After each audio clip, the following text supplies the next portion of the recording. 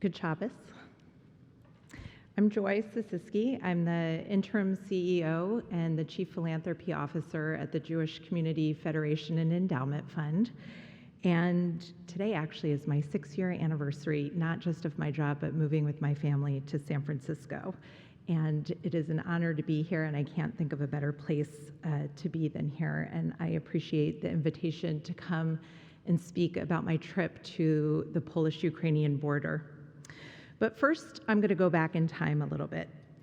On December 6, 1987, when I was a little girl, my parents took me to Washington, D.C. on Freedom Sunday. It was the eve of a meeting between President Ronald Reagan and Soviet Premier Mikhail Gorbachev. It remains one of the largest Jewish gatherings in U.S. history. Was anybody else there from here?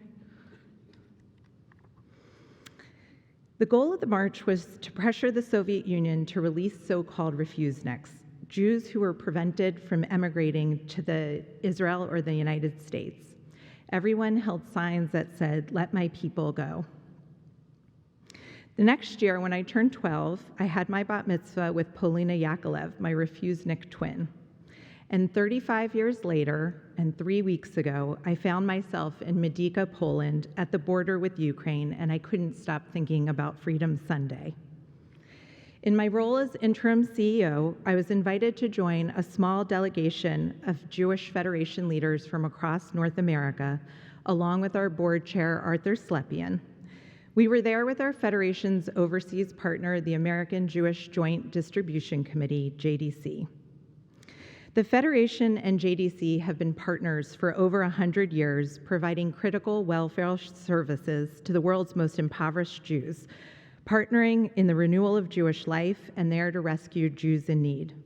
JDC is the manifestation of our Federation on the ground in more than 70 countries. Over the years, we have provided tens of millions of dollars to help them carry out our shared work in building global Jewish peoplehood. And it was this historic partnership that made it possible for the Bay Area Jewish community to respond immediately to the needs on the ground in Ukraine. We are there for the Ukrainian Jewish community today because we were there yesterday and we were there 30 years ago. This infrastructure is largely supported through funding from the Jewish Federation system, including ours here. It's one of the greatest achievements of the past century of Jewish communal life. You can't build a firehouse in the middle of a fire, and that's what I learned when I was in Poland. My trip was a particular kind of volunteer service. We were there to bear witness to the atrocities of war and to welcome refugees at the Polish-Ukrainian border with compassion and love, to accept their testimony with a promise to share it back with our communities, including with you here tonight. The trip started in Warsaw. I stayed at a hotel across the street from the central train station, where I saw thousands of people who were pouring in by bus and train every hour. I had never seen anything like it before in my life. And most extraordinary, less than a half a mile away, is the Warsaw Ghetto and the Umschlagplatz. This was the central collecting place where more than 250,000 Jews were sent on trains to certain death at Treblinka only 80 years before that.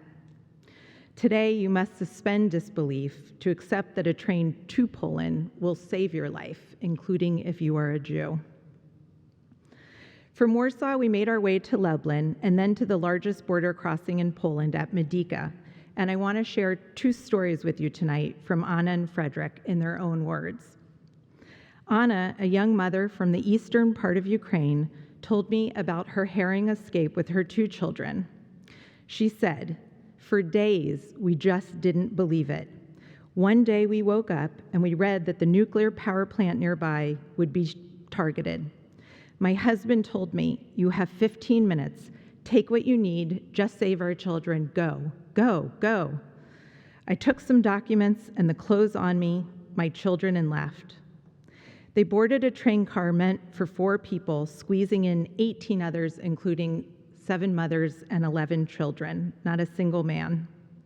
They stood up the entire ride, not sleeping or moving, for 19 hours. And when they finally arrived at the border, they waited in line again overnight with no end in sight.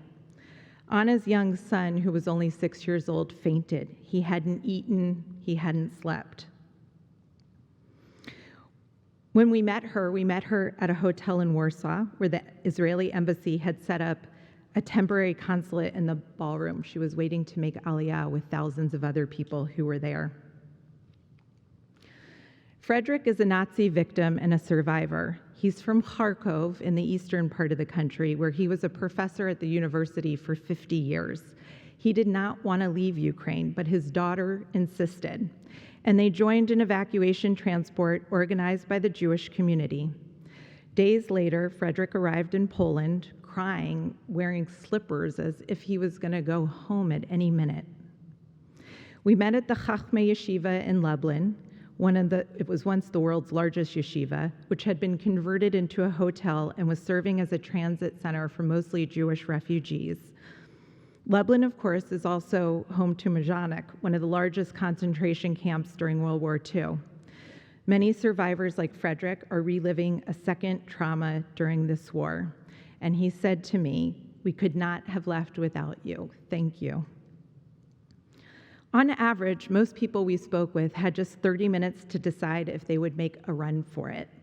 I watched thousands of people stream in by foot, some who had been walking for miles or days with just a single suitcase, a purse, a plastic bag filled with the contents of their lives. Many of them came with pets. They had dogs and cats and birds. And for the most part, it was all women and children, because if you're a man between the ages of 18 and 65, you can't leave unless you have 3 or more children. We did see some men who were crossing into the border. They brought their families to the other side to safety, and we watched them turn around and walk right back into Ukraine to fight for their families. I saw families ripped apart before my very eyes. These refugees are all being well taken care of, but they're all in trouble. The psychological trauma is immense, and in the more obvious forms, we saw people who were crying, not eating, refusing to speak, while others were determined to share their stories. They want you to know the depths of evil in which they are living. Myself, I lived in Dnepropetrovsk, Ukraine, and worked in the Jewish community for a long time many years ago as a JDC fellow. And my own family was from that same town. They left 101 years ago this year. And I bet I'm not the only one here tonight that has family roots in the countries of the former Soviet Union. If not for a left turn or a right turn, this decision or that decision, it could have been me. It could have been us, and I think about that all the time. More than 200,000 Jews live in Ukraine, and the vast majority of them are still there. We learned this week that only 10% have fled. Many more are internally displaced. They're refugees in their own country, including some 40,000 elderly and at-risk families. Many of the elderly are homebound, they're bedridden, and they rely on care through the Federation and JDC's home care network, which continues to provide uninterrupted services with our support. People have asked me, "How was your trip?" And I never really know what to say, because the truth is, it was horrible. I hope this is something that you never have to see in your lifetime, and I wish that I could unsee it. As a mother myself, my daughter, Emmy, is here with me tonight. The hardest thing to accept and watch was the complete devastation of an entire generation of young children. More than half of all of the refugees, more than 2.5 million of them, are children under the age of 18. And there on the ground, I understood the magnitude of this when I realized that no matter where I was, at the train station, at a tent camp, at the border, at a transit center, not a single baby or child was crying. And in fact, when I was at the border in Medyka, as families crossed from Ukraine to Poland, I was surrounded by tens of thousands of people, and you could hear a pin drop. The depth of the trauma that we saw was stunning and overwhelming. This week's Torah portion is Tazria, a parsha about the work of the priests to care for the most vulnerable and sick. We may not have priests anymore, but we, I think you and I, share the same burdens of the priests who worked as healers. The scars of leprosy then are the burns of war today. Anna, her children, her husband, Frederick, and dozens of other refugee families that we met bear the scars and are in need of healing. We are called upon in this moment by God to bring wholeness to those in our community and beyond who suffer the most. It is our responsibility and privilege to help those who need healing on their road to recovery. Today is day 37 of the war, and the needs continue to be urgent, and they are as dire as they were on the first day. The Federation is in the business of saving lives. In fact, I think we were built for moments like this. Our fellow Jews need us. They need food, they need clothes, they need medical attention, transportation for evacuation, daycare for the children, and counseling services. There are still 9 members of the Jewish community in Ukraine who are ages 105 or older, and they're unable to evacuate. The fact that we know this is a testament to our work on the ground, because every Jew counts and every Jew matters. And of course, it's much more than that. Someone on the trip asked the chief rabbi of Poland, Michael Shudrick, who we were traveling with, when someone crosses the border, how do you know that they're Jewish? And he said, you don't, you just help them. If I am not for myself, who will be for me? And if I'm only for myself, what am I? This is the time to respond. The San Francisco Jewish Federation has mobilized $3.6 million for the crisis in Ukraine, including more than $2.2 million for our emergency fund, which is going straight to JDC, 100% of it.